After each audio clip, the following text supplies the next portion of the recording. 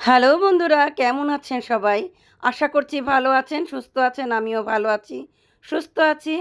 তো আজকে এই যে আমি রান্না করেছিলাম গিলা কলিজা ভুনা।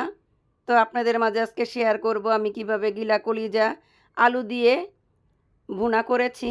তো প্রথমে তেল দিয়ে গরম মশলা দিয়ে দিলাম, তারপর পেঁয়াজ কুচি দিয়ে দিলাম। তো পেঁয়াজটা ভালো মতো একটু ভেজে নিব।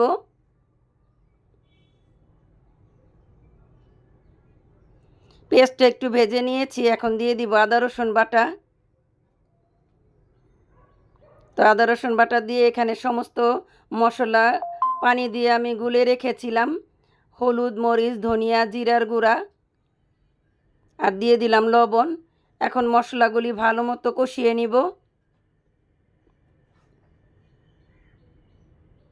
তো মশলা কষিয়ে নিয়েছি, এখন এই যে মুরগির গিলা কলিজা এগুলি দিয়ে দিব।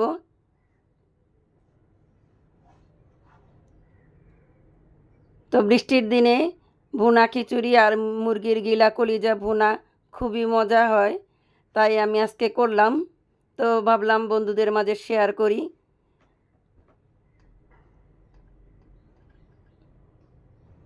তো একটু কষিয়ে নিলাম, ঝোলটা শুকিয়ে এসেছে। এখন দিয়ে দিলাম আলুগুলি।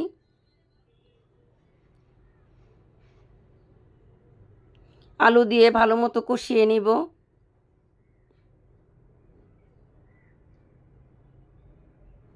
তো আলু দিয়ে কষানো হয়ে গেছে।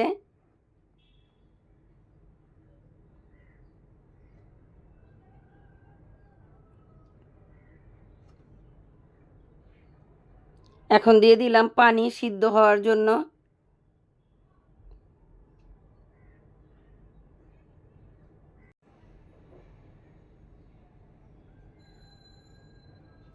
তো প্রায় হয়ে গেছে আমার মুরগির গিলা কলিজা ভুনা। তো এখন দিয়ে দিব ভাজা জিরার গুঁড়া।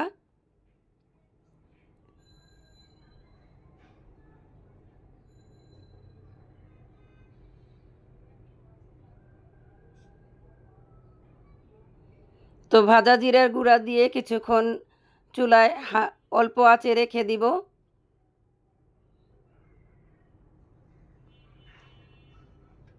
তো বন্ধুরা, মুরগির গিলা কলিজা ভুনা আমার হয়ে গেছে। তো এই ভিডিওটা কেমন হয়েছে আমাকে কমেন্ট করে জানাবেন। আর আমার চ্যানেলটা সাবস্ক্রাইব করবেন। যারা অলরেডি সাবস্ক্রাইব করেছেন তাদেরকে অসংখ্য অসংখ্য ধন্যবাদ। Bye bye. Bye bye.